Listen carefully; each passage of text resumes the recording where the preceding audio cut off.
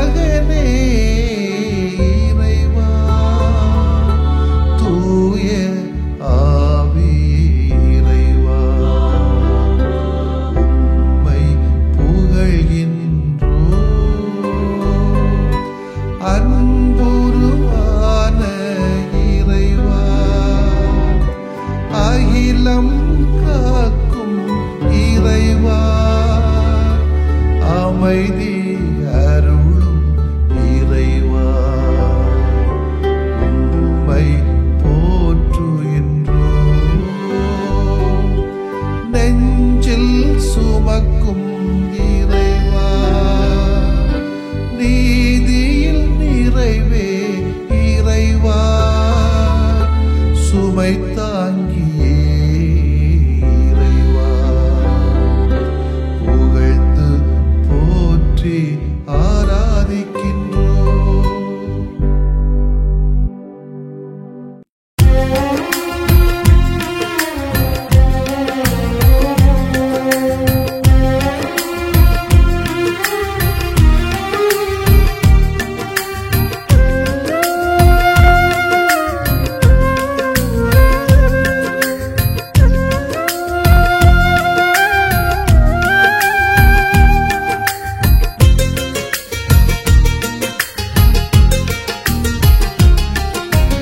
அழகழகான அன்பு செயலால் அகிலம் இயக்கும் அன்பர்களே, அகிலம் இயக்கும் அன்பர்களே, நம் அன்றாட வாழ்வை கொண்டாடி மகிழ மன்றாட வருகையின் நேரமதில், மன்றாட வருகையின் நேரமதில் வருக வருகவே வரங்கள் பெருகவே வாழ்வின் பலியிலே எழுக எழுகவே ஏற்றம் போக்கவே இயேசுவின் வழியிலே.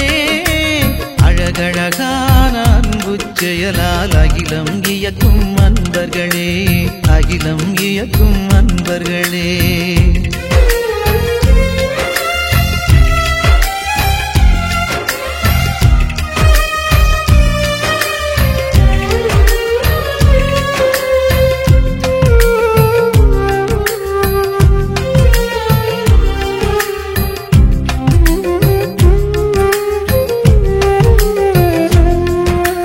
கடவுளின் அன்பு பிள்ளைகள் நாம் கணமும் மறவோம் நம் வாழ்வில், உடனுள்ள யாவரும் நம் உறவே உயிருள்ள வரையில் இதை நினைப்போம்.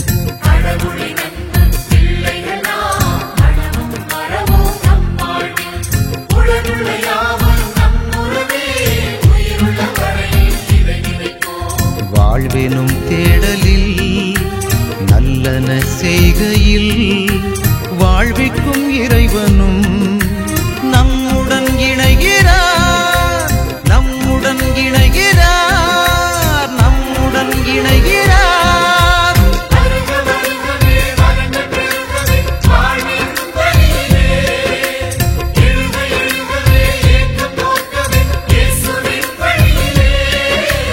அழகழகான அன்பு செயலால் அகிலம் இயக்கும் அன்பர்களே, அகிலம் இயக்கும் அன்பர்களே.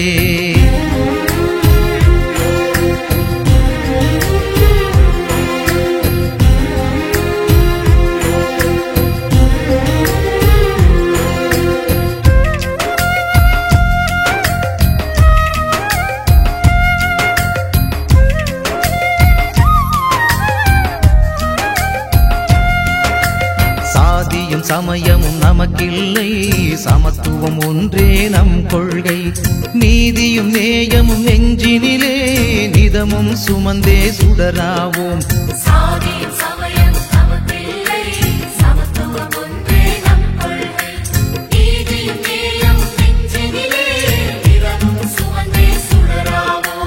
வீழ்ந்திடும் மனிதத்தை தாங்கிடும் பணிகளில் விடுவிக்கும் சக்தியாய் இறைவனும் எழுகிறார், இறைவனும் எழுகிறார், இறைவனும் எழுகிறார்.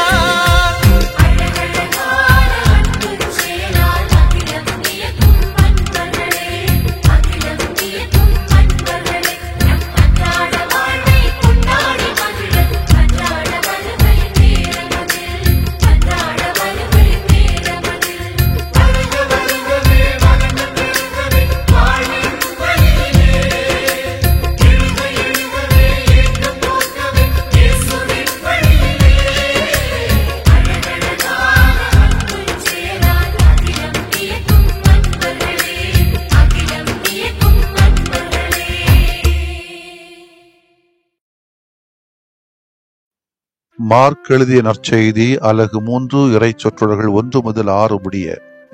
இயேசு மீண்டும் தொழுகை கூடத்திற்குள் சென்றார். அங்கே கை சூம்பியவர் ஒருவர் இருந்தார். சிலர் இயேசு மீது குற்றம் சுமத்தும் நோக்குடன் ஓய்வு நாளில் அவர் அவரை குணப்படுத்துவாரா என்று கூர்ந்து கவனித்துக் கொண்டே இருந்தனர். இயேசு கை சூம்பியவரை நோக்கி, எழுந்து நடுவே நில்லும் என்றார். பின்பு அவர்களிடம், ஓய்வு நாளில் நன்மை செய்வதா தீமை செய்வதா, உயிரை காப்பதா அழிப்பதா எது முறை என்று அவர் கேட்டார். அவர்களோ பேசாதிருந்தார்கள். அவர் சினத்துடன் அவர்களை சுற்றிலும் திரும்பி பார்த்து அவர்களது பிடிவாத உள்ளத்தை கண்டு வருந்தி கை சூம்பியவரை நோக்கி, கையை நீட்டும் என்றார். அவர் நீட்டினார். அவருடைய கை மீண்டும் நலமடைந்தது. உடனே பரிசேயர் வெளியேறி ஏரோதியரோடு சேர்ந்து இயேசுவை எப்படி ஒழிக்கலாம் என அவருக்கு எதிராக சூழ்ச்சி செய்தனர். ஆண்டவரின் அருள்வாக்கு. இறைவா உமக்கு நன்றி. கிறிஸ்து இயேசுவிலே பிரியமுள்ள சகோதர சகோதரிகளே, நன்மை செய்வதா வேண்டாமா என்று ஒரு பட்டிமன்றம் தேவையா? வழக்காடு மன்றம் தேவையா? எந்த மடையனா இருந்தாலும், எந்த துரோகியா இருந்தாலும், எந்த விரோதியாக இருந்தாலும், எந்த நேரத்திலும் நன்மை செய்வதானே மேலானது என்று சொல்ல முடியும். அதற்கு சட்டமோ சம்பிரதாயங்களோ எதிர்த்து இருக்க முடியுமா? முடியாது என்பதுதான் இயேசுனுடைய இன்றைய வாதமும் இன்றைய ஆசீர்வாதமும். மக்களுக்காக வாழ்ந்த இயேசு. கழுகு பார்வைகள் இயேசுவிடம் குற்றம் கண்டுபிடிக்க கூர்ந்து பார்க்க ஆரம்பித்து விட்டன. எப்படி இயேசுவை துரைத்துவிட வேண்டும் என்று தலைமை சங்கத்தால் அனுப்பப்பட்ட குழு இயேசுவை பின்தொடர்ந்து வந்து கொண்டிருக்கிறது.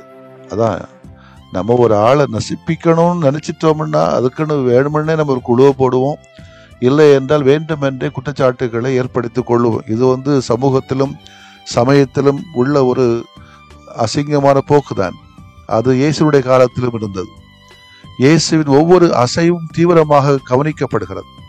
இந்த சூழ்நிலையில் இயேசுவின் முன்னால் ஓய்வு நாளில் கை சூமி போன மனிதன் குணம் பெறுவதற்காக காத்திருக்கிறார். அந்த மனிதனுக்கும் தெரியும், ஓய்வு நாளில் சுகம் பெறுவது தனக்கு சுகம் கொடுக்கிறவருக்கும் தேவையில்லாத ஒரு பிரச்சனைகளை தரும் என்று. ஆனால் அந்த மனிதன் அதை பற்றி எல்லாம் கவலைப்படவில்லை. குணம் மட்டும் பெறுவது ஒன்றையே இலக்காக வைத்திருக்கின்றார். ஓய்வு நாள் குணப்படுத்துவது வேலை செய்வதாகும். உயிர் போகக்கூடிய சூழ்நிலையில் இருக்கிற ஒருவனுக்கு மட்டுமே ஓய்வு நாளில் உதவி செய்ய வேண்டும். இது சட்டம். மற்றவர்களுக்கு செய்வதால அது ஓய்வு நாளை மீறிய செயலாகும். ஏன் இப்படி மனிதாபிமானம் இல்லாமல் ஒரு சட்டங்களை வைத்திருக்கிறார்கள் என்று நமக்கு கேட்க தோன்றும். நமது பார்வையில் இதனை புரிந்து கொள்ள முடியாது. ஆனால் யூதர்கள் எந்த அளவுக்கு இதனை கடைபிடித்தார்கள் என்று பார்த்தோம் என்றால் நம்மால் அதனுடைய யதார்த்த நிலையை நம்மால் புரிந்து கொள்ளவே முடியும். ஓய்வு நாளில் யூதர்கள் தங்கள் உயிரை கூட காத்து கொள்ள மாட்டார்கள். தன்னை ஒருவன் கொல்ல வருகிறான் என்றால் அதற்கு தங்களை கையெழுத்து விடுவார்கள். அந்த அளவுக்கு கடினமாக கடைபிடிக்கப்பட்ட காலத்தில்தான் இயேசுவின் புரட்சி புதுமை நடக்கிறது நிகழ்ச்சியாக. இயேசுவுக்கு சட்டங்களையும் சம்பிரதாயங்களையும் மீற வேண்டும் என்ற ஆசையே இல்லை. அவர் வேண்டுமென்றே மீறியதும் இல்லை. ஆனால் நன்மை செய்தவருக்கு எதுவும் தடையாக இருக்கக்கூடாது, முடியாது என்பதுதான் அவருடைய வாதம். சட்டங்கள் மக்களுக்கு நல்லது செய்வதற்காகவே இருக்கிறதே ஒழிய வேற ஒன்றுக்கும் அல்ல. அந்த சட்டங்களை நன்மை செய்வதற்கு தடையாக இருந்தால் அதனையும் தாண்டி செல்ல வேண்டும் என்பது இயேசுவின் வாதம். அதனை நமது வாழ்விலும் சரியாக புரிதலோடு பயன்படுத்த வேண்டும், செயல்படுத்த வேண்டும். இதற்கு நாம் முதல்ல சொன்னது போல ஒரு பட்டிமன்றமோ தேவை கிடையாது. உறுதியாக நன்மை செய்வதுதான் என்று ஒருவாய்ப்பட எல்லாரும் கூற முடியும். ஆனால் இங்கு இவர்களுக்கு ஒரு பெரிய பட்டிமன்றம், கருத்தரங்கு, விழிப்புணர்வு முகாம் தேவைப்படுகிறது. வாயை திறந்து நன்மை செய்வதே என்று சொல்ல வாய் வரவில்லையே. பேசாமல் மௌனம் அல்லவா சாதிக்கிறார்கள். இயேசுவின் கேள்விக்கு பதில் வரவில்லையே. ஓய்வு நாளில் நன்மை செய்வதா தீமை செய்வதா, உயிரை காப்பதா அழிப்பதா ஏது முறை என்று அவர் கேட்டார். அவர்களோ பேசாதிருந்தார்கள். இதுதான் இன்னைக்கு உள்ள திருச்சபையில் உள்ள பெரிய நோய். நல்லதை சொன்னா அநியாயங்களை தட்டி கேட்டா, நேர்மையில்லாத சூழலை எடுத்து சொன்னால் கொக்கரிக்கிற கூட்டம் நிறைய இருக்கும். நான் அசிங்கம்னு நினைச்சா ஒருத்தர் பேச மாட்டான். இயேசு இவரிடமிருந்து பதிலையோ சம்மதத்தையோ பாராட்டை எதிர்பார்க்கவில்லை. நன்மை செய்வதில் பின்வாங்கவும் இல்லை. கை சூம்பியவரை நோக்கி கையை நீட்டும் என்று சொல்லி நிலமளிக்கிறார். நல்லதை செய்ய யாருடைய சம்மதத்தையும் பாராட்டுதலை பெற வேண்டிய அவசியம் இல்லை என்பதையும், யாருடைய நிர்பந்தத்திற்கு பணிய வேண்டியதில்லை என்பதையும் தமக்கு உணர்த்துகிறார். நமக்கு ஆள் பார்த்தும் ஜாதி பார்த்தும் இடம் பார்த்தும் பங்கு பார்த்தும் ஊர் பார்த்தும் வேலை செய்தா இயேசுனுடைய மதிப்பீடுகளை இந்த உலகத்தில் கொண்டு வர முடியாது. அந்த பரிசேயர்களைப் போல நாம் மௌனம் சாதிக்கின்ற நேரங்கள் எவை? அதற்கு காரணம் என்ன? நாம் விரும்பாத ஒருவருக்கு அந்த நல்லது நடப்பதனாலா? அந்த பணக்காரனுக்கு எதிராக, ஆளும் வர்க்கத்துக்கு எதிராக என்னால் குரல் கொடுத்தால் எனக்கு இழப்பு என்பதாலா? நமக்கு ஏன் வம்பு என்ற பயமா? நல்லவை எங்கு யாருக்கு எப்போது நடந்தாலும் குரல் கொடுக்கவும் விரல் நீட்டவும் பயப்படக்கூடாது.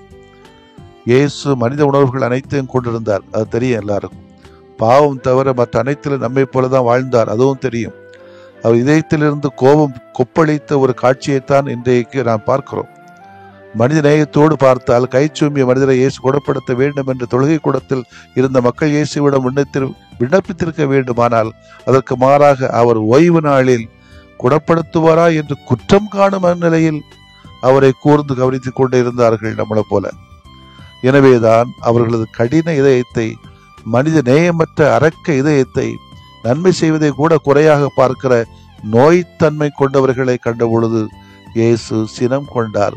அவர்களது பிடிவாத குணத்தை கண்டு வருந்தினார். இயேசுவிடமிருந்து 2 பண்புகளை கற்றுக்கொள்ள வேண்டும். ஒன்று, தீமை செய்வோரை, நன்மைகளை தடுக்க நினைப்போரை, இதயத்தில் இரக்கமே இல்லாதவர்களை கண்டால் கோபம் கொண்டு பொங்கி எழ வேண்டும். கோபக்காரன் சொன்னாலும் கூட பயப்படக்கூடாது. அவர்களின் பிடிவாதம், தன்னலம், குறை காணும் மனநிலை இவற்றை கண்டு வருந்தவும் வேண்டும், இரக்கம் கொள்ளவும் வேண்டும். ஆமென். மன்றாடுவோமாக. நேர்மையின் நாயகனே, ஆண்டவரே, உம்மை போற்றுகிறோம். உம்மை போல நாங்கள் ஓரளவேனும் அநீதி கண்டு சினம் கொள்ளுகிற ஆர்வத்தை தாரும். ஏதோ எங்களை கோபக்காரர் சினங்கொள்ளுகிற என்று சொல்லிவிடுவார்களோ என்ற பேச்சுக்கு இடம் கொடுத்து நாங்கள் அமைதியாக போகின்ற மக்களாக எங்களை வாழ விடாதே. பிறரின் பிடிவாத தன்னல குணத்தை கண்டு வருந்தவும் அவர்கள் மீது இரக்கம் காட்டவும் அருள் தாரும். ஆண்டவரே, ஆமென்.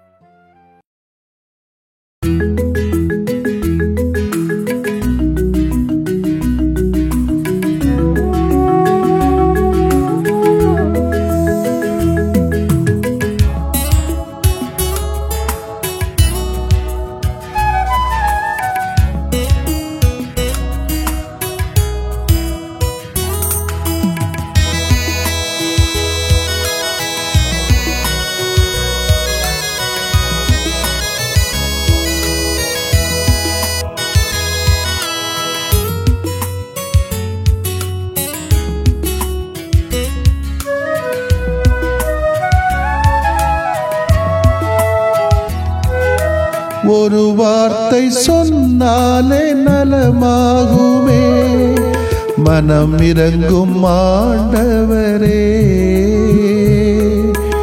உமது அருள் வரம் வேண்டினோ, உம் புகழ் நிதம் பாடவே. உமது அருள் வரம் வேண்டினோ, உம் புகழ் நிதம் பாடவே. ஒரு வார்த்தை சொன்னாலே நலமாகுமே, மனம் இறங்கும் ஆண்டவரே. உமது அருள் வரம் வேண்டினோ, உம் புகழ் நிதம் பாடவே. உமது அருள் வரம் வேண்டினோ, உம் புகழ் நிதம் பாடவே.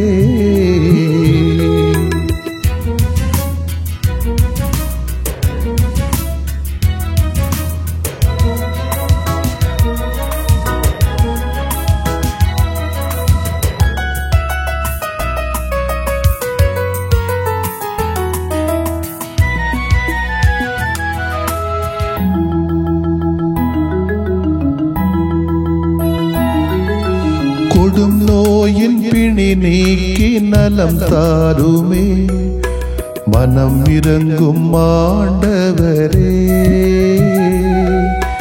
கடன் தொல்லை சுமை நீக்கி உடன் வாருமே, மனம் இறங்கும் ஆண்டவரே. கொடும் நோயின் பிணி நீக்கி நலம் தாருமே, மனம் இறங்கும் ஆண்டவரே. கடன் தொல்லை சுமை நீக்கி உடன் வாருமே, மனம் இறங்கும் ஆண்டவரே. உறவிழந்து போனாலும் மனம் சோர்ந்து போனாலும், உறவிழந்து போனாலும் மனம் சோர்ந்து போனாலும், உடனிருந்து பலம் தாருமே. மனம் இறங்கும் மனம் இறங்கும் மனம் இறங்கும் ஆண்டவரே. ஒரு வார்த்தை சொன்னாலே நலமாகுமே. மனம் இறங்கும் ஆண்டவரே. உமது அருள்வரம் வேண்டினோ, உம் புகழ் நிதம் பாடவே. உமது அருள்வரம் வேண்டினோ, உம் புகழ் நிதம் பாடவே.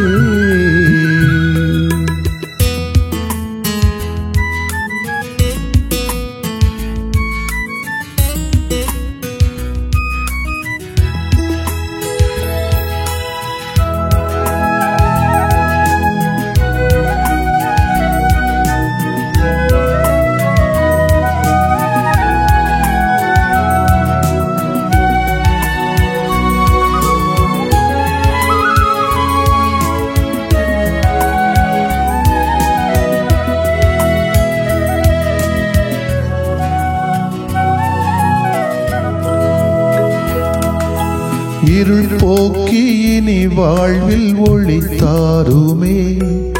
மனம் இறங்கும் ஆண்டவரே. கண்ணீரின் நேரத்தில் தாயாகவே மனம் இறங்கும் ஆண்டவரே. இருள் போக்கி இனி வாழ்வில் ஒளி தாருமே. மனம் இறங்கும் ஆண்டவரே. கண்ணீரின் நேரத்தில் தாயாகவே மனம் இறங்கும் ஆண்டவரே. உயிரில்லா வாழ்வினிலே உயிர் தந்த தெய்வம் நீ. உயிரில்லா வாழ்வினிலே உயிர் தந்த தெய்வம் நீ. துயர் போக்கி துணையாக வா. மனம் இறங்கும் மனம் இறங்கும் மனம் இறங்கும் ஆண்டவரே. ஒரு வார்த்தை சொன்னாலே நலமாகுமே. மனம் இறங்கும் ஆண்டவரே. உமது அருள்வரம் வேண்டினோ, உம் புகழ் நிதம் பாடவே. உமது அருள்வரம் வேண்டினோ, உம் புகழ் நிதம் பாடவே.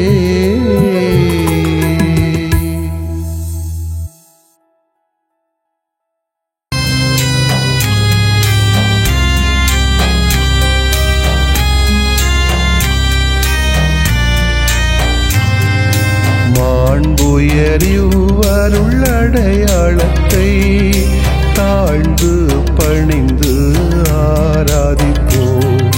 பழைய நியம முறைகள் அனைத்தும் இனி மறைந்து முடிவு பெறுக.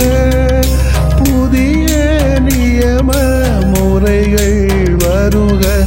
புலன்களாலே மனிதன் இதனை அறிய இயலா. குறைகள் நீக்க நம்பிக்கையின் உதவி பெறுக.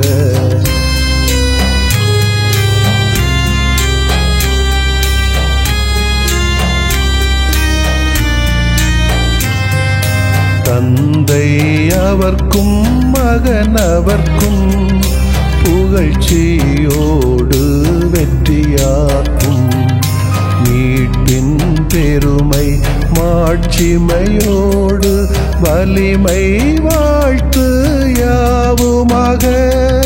இருவரிடமாய் வருகின்ற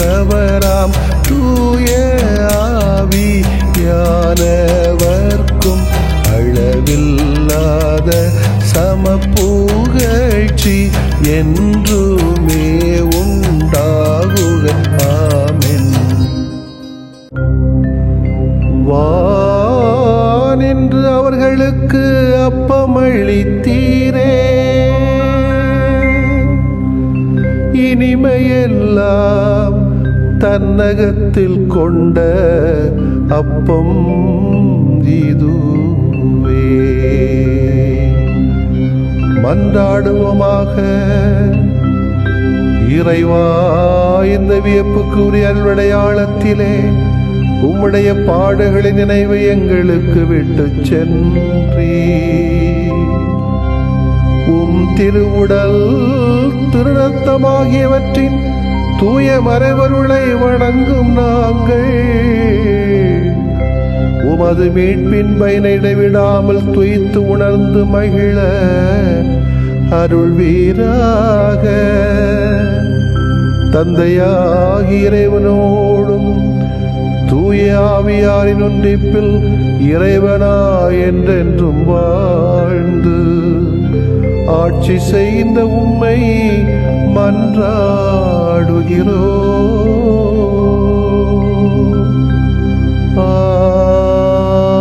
ஆமென்.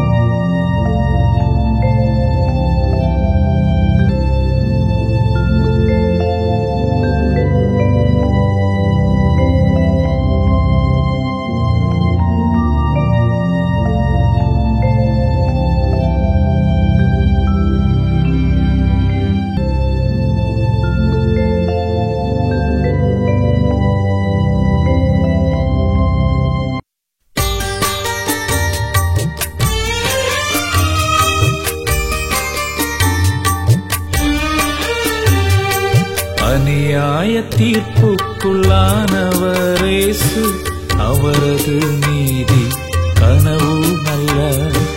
கசையாலே அடிபட்டு நொந்தவரேசு, அவரது போராட்ட உணர்வு அல்ல, உணர்வு அல்ல, உணர்வு அல்ல.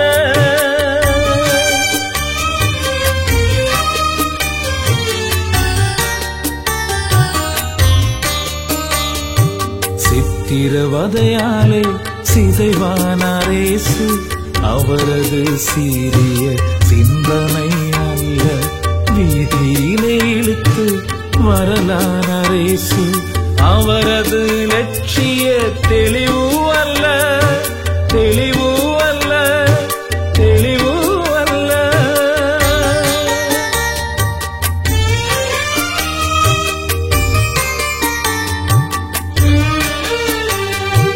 அவமானப்பட்டு உருகியவரேசு, அவரது நம்பிக்கை நெஞ்சம் அல்ல.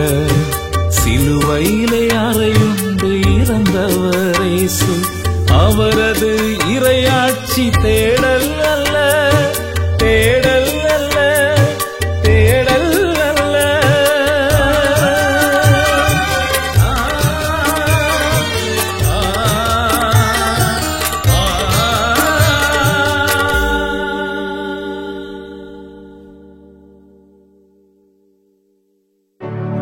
நிலையான புகழுக்குரிய தூய இறை நன்மைக்கு எல்லா காலமும் தொழுகையும் புகழும் போற்றியும் ஆட்சிமையும் உண்டாக கடவுள். புகழ்ச்சியும் ஆட்சிமையும் உண்டாக கடவது. தந்தை, மகன், தூய ஆவியாரின் பெயராலே ஆமென்.